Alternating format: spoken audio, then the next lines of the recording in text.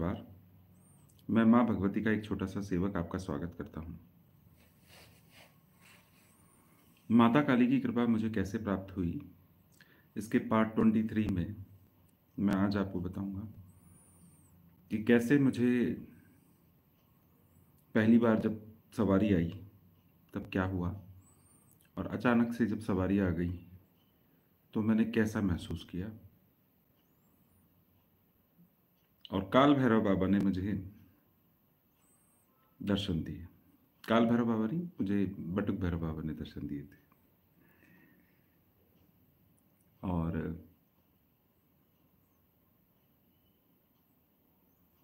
आप सबसे निवेदन है कि यदि आप इस चैनल में ये वीडियो पहली बार देख रहे हैं, तो आप पहले पीछे के वीडियोस को देख लें, उसके बाद आप इसे देखें, तो आपको पूरी बात समझ में आएगी। अपने पिछले वीडियो में मैंने आपको बताया था कि मुझे माँ भगवती ने किस तरह से दर्शन दिए थे और किस तरह से माँ ने मुझे मंत्र दिया और उस मंत्र का जाप मैं करने लगा।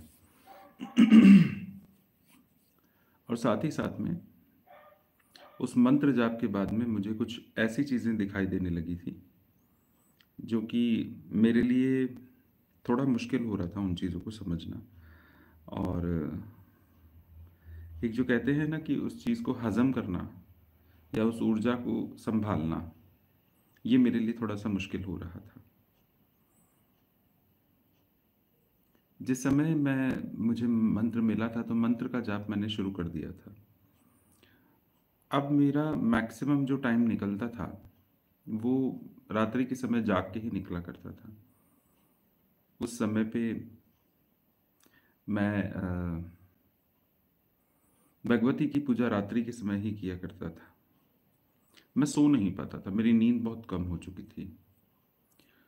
24 घंटे में से मुश्किल से 1.5 से 2 घंटा ही मैं सो पाता था। मुझसे सोया नहीं जाता था, मुझे नींद नहीं आती थी। रात्रि के समय तो विशेष रूप से नहीं आती थी। अब मेरे पास में सिवाय मेरे उस दोस्त के, अमरजीत के, कोई भी ऐसा था नहीं जो कि जिससे मैं बात कर सकता, क्योंकि उस तांत्रिका से भी मैंने कुछ चीज़ों को शेयर नहीं करना उचित समझा था।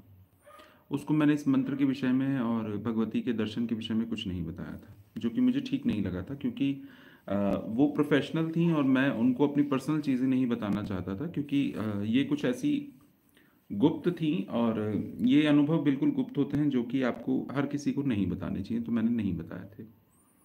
लेकिन जो मेरा दोस्त है अमरजीत, मैं उसको ये सब चीज़ें बताया करता था। इस बीच में भी कई बार ऐसा मेरे साथ में हुआ था कि मुझे चलते फिरते कई कई जगह, जैसे मेरा जो प्रोजेक्ट था उसमें 2-3 जगह पे बड़ी नदियाँ पड़ती थी, खासतौर से यमुना। यमुना पे जनरली लोग जलाया करते थे लोगों को, तो वो जो पर्टिकुलर एरिया था, जब भी मैं वहाँ से निकलता था तो मुझे वहाँ पे कई सारी ऐसी चीज़ें दिखती थी, क्योंकि जो रूटीन था मेरा, तो मैं वहाँ से जब निकलता था तो मुझे हमेशा कुछ ना कुछ दिखता था। ये मेरे को बहुत ही खुला आभास होने लगा था। उसके अलावा भी एक एक तरीका मैंने कुछ सीख लिया था, जिसके माध्यम से जिस समय पे मैं जब देखने की कोशिश करता था, तो मुझे कुछ चीज़ें बहुत साफ-साफ दिखाई दे जाती थी। लोगों के विषय में बहुत सारी चीज़ें ऐसे ही चलते-फिरते। मुझे कोई बैठने की ज़रूरत नहीं थी, ना ही मुझे कोई ध्यान लगाने की कोई ज़रूरत होती थी, ना ही मुझे कोई किसी स्थान विशेष की आवश्यकता होती थी। चलते-फिरते, गाड़ी में भी बैठे-बैठे अगर मैं कहीं से निकल रहा हूँ, किसी से बात भी कर रहा हूँ, तो भी मैं कुछ चीज़ें जान जाया करता था। ये मेरे लिए एक अजीब-सा अनुभव था। ऐसा तो मैं नहीं कह सकता कि मैं पूरी तरह से देख पाता था या नहीं देख पाता था, लेकिन कई चीज़ें मुझे विज़न्स में दिखाई दे जाती थी, जो कि सटीक होती थी। इस चीज़ को मैंने आज़माने की भी कोशिश की थी और वो बिल्कुल सत्य था। अब सिचुएशन ये थी कि मुझे ये बात समझ में आ चुकी थी कि इस दुनिया में हम सिर्फ़ अकेले नहीं हैं। हमारे आस-पास में और भी बहुत सारी शक्तियाँ हैं जो कि होती हैं। ये मुझे दिखाई देने लगा था, महसूस होने लगा था। अब मैक्सिमम टाइम जो मेरा निकला करता था, मैं थोड़ा-सा चुप रहने, एक दिन की बात है, शायद शनिवार था या अमावस्या थी, कुछ ऐसे था। शाम के समय पे मैं घर आ गया था। अब मेरा मन नहीं करता था ज़्यादा किसी से बोलने का। बस मैं मेरे उसी दोस्त से बात करता था, अमरजीत से, क्योंकि वो मेरी स्थिति समझने लगा था। उसको ये बात पता चल चुकी थी कि कुछ न कुछ इसके साथ में अजीब हो रहा है। मैं कोई दुखी नहीं था, ना ही मुझे उस तरह की कोई समस्या थी, बल्कि अ, मेरा काम भी ठीक से चलने लगा था, और मतलब चल ही ठीक से रहा था, कोई सच ऐसी कोई चीज़ नहीं थी। ना ही मैं किसी पे निर्भर था, बस मैं इस चीज़ को लेके बहुत पर्टिकुलर हो चुका था कि मैं अब बहुत ज़्यादा तो किसी से शेयर करता भी नहीं था, लेकिन मैंने अपना जो पर्सनल जो चीज़ें हैं उसको मैंने लिमिटेड कर लिया था। मेरा मन नहीं करता था कि मैं किसी को से कुछ भी बताऊँ या किसी से कोई चीज़ देखूँ किसी की, या किसी से कुछ सीखूँ, मेरा बिल्कुल मन नहीं होता था। मैं बिल्कुल दूर हो चुका था सभी लोगों से। तो उस शाम की बात थी, तो मैं शाम को माँ के लिए कुछ बना रहा था रसोई में। माँ के लिए भोग मैं कई बार बनाया करता था, तो मेरा मन था, तो मैं कुछ बना रहा था। और मैं फ़ोन पे बात कर रहा था उसी अमरजीत से, शाम के समय। कुछ 5-6 बजे का समय रहा होगा। मुझे अपने घर के अंदर में कुछ हलचल महसूस हुई थी। मुझे ऐसा लगा जैसे कोई है, एकदम से मेरी तरफ कोई निकल रहा है। मतलब मैं ड्राइंग रूम्स के अंदर अटैच्ड किचन था, और मैं उसमें काम कर रहा था, तो किचन खुला हुआ था, तो ड्राइंग रूम में आप देख सकते थे। इस तरह से था। घर में मैं अकेला ही था, कोई और था नहीं। तो मैंने पीछे पलट के देखा, तो मुझे कोई नहीं दिखा। वापस 2-5 मिनट के बाद में फिर मुझे कुछ ऐसा महसूस हुआ, तो मैंने फिर पीछे पलट के देखा, मुझे कोई ऐसी चीज़ महसूस नहीं हुई। मुझे लगा कुछ गड़बड़ हो रही है। मैंने अमरजीत को बताया। उसके बाद में मैं वैसे ही घूम के खड़ा हो गया। अचानक से बहुत तेज भागते हुए अपने घर के अंदर मैंने किसी नीले डंडे वाले को देखा। उनके हाथ में एक नीले कलर का डंडा था, उनका शरीर नीला था, और वो मेरे घर में दौड़ रहे थे। मैंने ऐसा 2-3 बार अपनी आंखों के सामने मैंने ये चीज़ें देखी, और मैंने अमरजीत को बताया कि ऐसा कुछ हो रहा है। वो घबरा चुका था, वो भी बोल रहा था कि हो सकता है कि माँ का कोई संकेत होगा। मैं ये समझ चुका था कि भैरव बाबा है, लेकिन मुझे ये समझ में नहीं आ रहा था कि मुझे ऐसे दर्शन क्यों हो रहे हैं, अपने घर के अंदर क्यों हो रहे हैं, खुली आंखों से क्यों हो रहे हैं। जनरली स्वप्न में दिखना एक अलग चीज़ होती है, लेकिन इस तरह से साक्षात दिखना मुझे समझ में नहीं आया था। उस दिन मेरे शाम होते होते तक रात, मतलब मेरा पूजन रात्रि के समय हुआ करता था, जो मैं माँ काली का पूजन करता था। रात होते तक मेरा सर बिल्कुल एकदम ऐसा फटने को हो चुका था। मतलब मेरा सर यहाँ से बहुत तेज़ दर्द कर रहा था, मेरी आंखें भी नहीं खुल रही थी, मुझसे कुछ नहीं हो रहा था। मेरा शरीर ऐसा हो गया था जैसे कि मतलब जान ही नहीं है, जैसे कि किसी ने प्राण निकाल लिए हों। ऐसी हालत हो चुकी थी मेरी, बहुत थकावट हो रही थी। मैं बहुत परेशान सा हुआ था, मतलब मुझे ऐसा लग रहा था जैसे मुझे बहुत वीकनेस आ रही हो। सर्विकल स्पॉन्डिलोलाइटिस भी मुझे था, तो मुझे आए समय मतलब ये बीमारी हुआ करती थी, मुझे कॉलर लगा के बैठना पड़ता था। तो उस दिन तो मेरी गर्दन ही नहीं संभल रही थी, तो मैंने सोचा कि मैं कॉलर लगा लेता हूँ, क्योंकि मुझसे पूजा भी नहीं की जाएगी, और पूजा के लिए मुझे लेट रात को बैठना था। रात के कुछ 11 साढ़े 11 बजे का समय था, मैं बैठ के माँ से बातें कर रहा था। अचानक से मेरे सर में दर्द बहुत तेज हो गया। मैं घर में अकेला ही था, रात्रि का समय था। उस समय मुझे बहुत तेज हाजरी आ गई,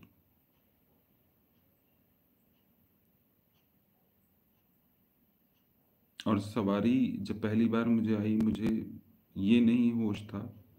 मंदिर के अंदर मैं अकेला था, रात का समय था, ना कोई भजन चल रहा था, ना कुछ, कुछ भी नहीं था, और बस मुझे हाजिरी आ रही थी। मुझसे ना तो अपने कपड़े संभल रहे थे, ना ही मेरे से मंदिर में, क्योंकि मंदिर में बहुत सारा सामान होता है, मुझसे कुछ भी नहीं कंट्रोल हो रहा था और मैं बस बुरी तरह से मेरा शरीर टूट चुका था।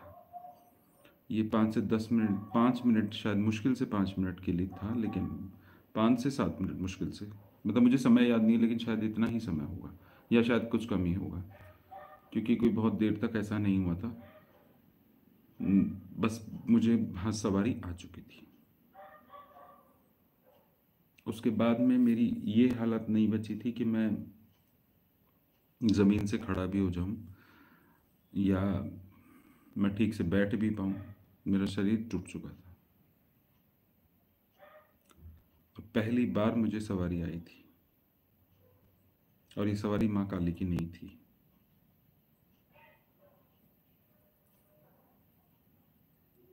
मैं वो इंसान था जिसने सवारियों को पे कभी भी भरोसा नहीं किया था, ना मुझे ये चीज़ें पसंद आती थी। और मेरे साथ में ये सब कुछ हुआ था, ये मेरे लिए बहुत अजीब था। मतलब मेरे लिए तो ये चीज़ समझनी बड़ी मुश्किल थी। उस दिन भी मैंने कॉलर लगाया हुआ था, मेरी गर्दन की हालत इतनी ख़राब हो चुकी थी, मुझे ऐसा लग रहा था कि मेरी गर्दन फ्रैक्चर हो चुकी है। मुझे इतना अजीब लग रहा था। वो सवारी भैरव बाबा के साथ में, पहले भैरव बाबा की थी, उसके बाद में माँ चौराहे वाली की थी, माँ मसाणी। ये मेरे लिए बहुत ही ताज्जुब की बात थी, क्योंकि इन भगवती को मैंने कभी नहीं पूजा था। एक भगत को या जिस जिस पे सवारी आ रही होती है उसको ये बात पता होती है कि सवारी किसकी आ रही है। थोड़ा बहुत मैं इनके विषय में जानता था, माँ शीतला या माँ मसाणी के विषय में मैं ये बात जानता था, लेकिन इसकी सवारी मुझे आ जाएगी ये मैंने नहीं सोचा था। इस बात की पुष्टि मुझे 3 साल के बाद में हो भी गई थी, भगवती के वचन पे। ये सवारी आना मेरे लिए बड़ा ही विकट हो चुका था, क्योंकि मुझे कुछ होश नहीं था। मतलब मैं संभालने, मेरे घर में कोई नहीं था ना, कोई मैं मुझे कोई हेल्प करने वाला था ना कुछ था। मेरी हालत बहुत बुरी हो चुकी थी और मुझे ये समझ में नहीं आ रहा था कि जिसको मैंने पूजा ही नहीं उसकी सवारी क्यों आई, या माँ मदानन की सवारी या माँ चौराहे वाली की सवारी कैसे आ सकती है मुझे। ना तो ये मैंने कभी घर में पूजी, ना मैं इनके मंदिर में गया, ना मैंने ऐसा कुछ किया। कुछ नहीं किया था तब तक मैंने। ये मेरे लिए बहुत अजीब था। दूसरे दिन मैंने अमरजीत को ये सब चीज़ें बताई।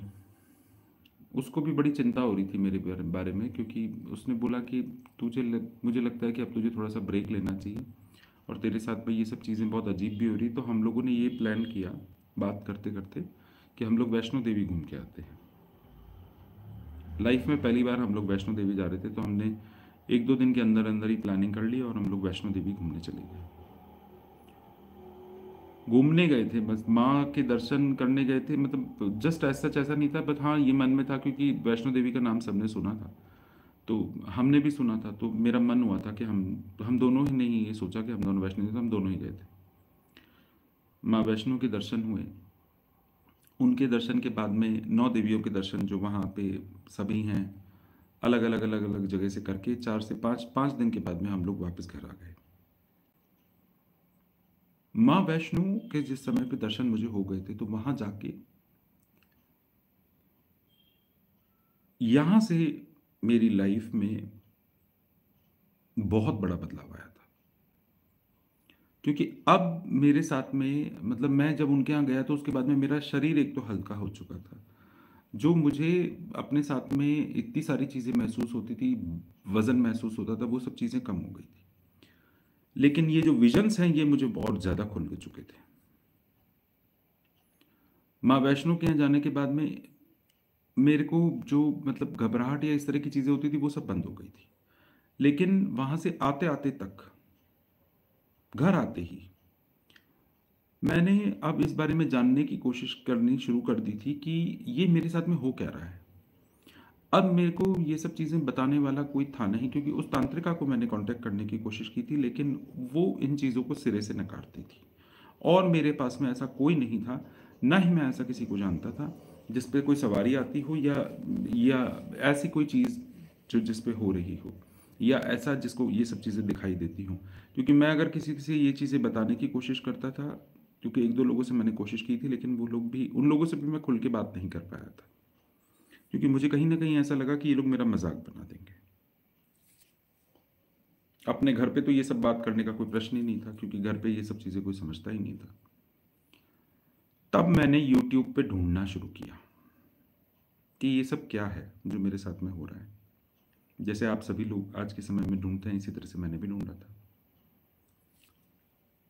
माँ के बारे में जब जानने की, ये सवारी वाली जो चीज़ों के बारे में जब मैंने जानने की कोशिश की, ये शरीर पे माता आती है या देवी का शरीर पे आना या भैरव बाबा का आना, ये सब चीज़ें जब मैंने ढूँढने की कोशिश की, तो मुझे सबसे पहला वीडियो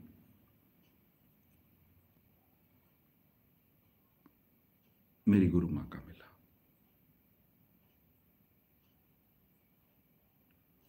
ये मेरे लिए एक बड़ा ताज्जुब वाली चीज़ थी। मैंने उनके 1-2 वीडियोज़ देखे, मैं बड़ा हैरान हो गया था कि जिस तरह से मुझे दिखता है, या जिस तरह से मुझे मतलब जो चीज़ें मुझे दिखाई देती हैं, मैं तो बड़ी मेहनत शायद करता हूँगा, लेकिन ये एक तो बहुत सुंदर हैं, और जिस तरह से बात करती हैं, जिस तरह से उनका बात करने का तरीका है, मैंने माँ काली की बात करने का तरीका मैं जानता था कि वो कैसे बोलती हैं। तो ये बिल्कुल वैसे बोलती थी। जिस समय पे ये पूछा देती थी, तो इनकी जो आवाज़ है और इनका जो बोलने का तरीका, जितने प्रेम से ये बोला करती थी, बिल्कुल मुझे ऐसा लगता था जैसे कि माँ काली बोलती हैं। तब मैंने उनके सारे वीडियोज़ देखे, जो भी मतलब मेरे सामने आए।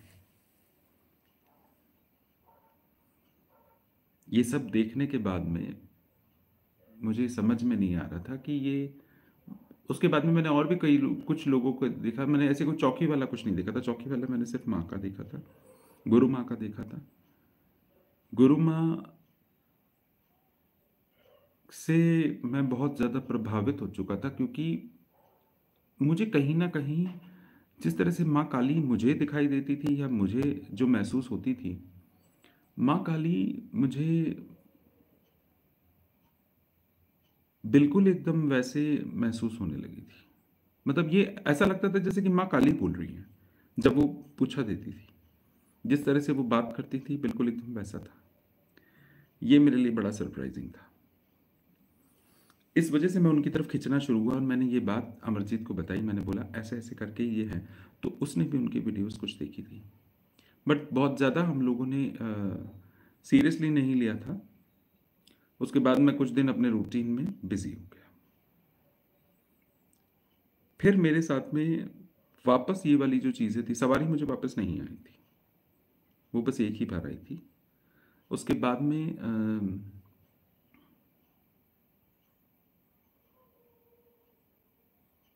कुछ ऐसी चीज़ें मेरे साथ में और हुईं, जो कि मेरे लिए चिंता का विषय हो चुका था। क्योंकि जो विज़न्स मुझे दिखाई देते थे, वो बहुत ज़्यादा हो चुके थे। चलते-फिरते मुझे लोगों के साथ में कई चीज़ें दिखाई देती थीं। या सबसे मुश्किल ये चीज़ थी कि मुझे मसान भी दिखाई देने लगे थे। ये मेरे लिए एक ऐसी चीज़ थी जिससे कि मुझे थोड़ा-सा चिंता होने लगी थी, और ध्यान जिस समय पे मैं लगाता था, तो उस समय पे मेरे साथ में और भी कुछ चीज़ें हुआ करती थीं। मुझे ऐसा लगता था कि जैसे कि मैं बाहर निकल जाऊँगा अपने शरीर से। अब आगे की वीडियो मैं आपको अगले पार्ट में सुनाऊँगा कि आगे इसके बाद क्या हुआ, कैसे मैं माँ से मिला। तब तक आप जुड़े रहें। जय महाकाली, हर हर महादेव।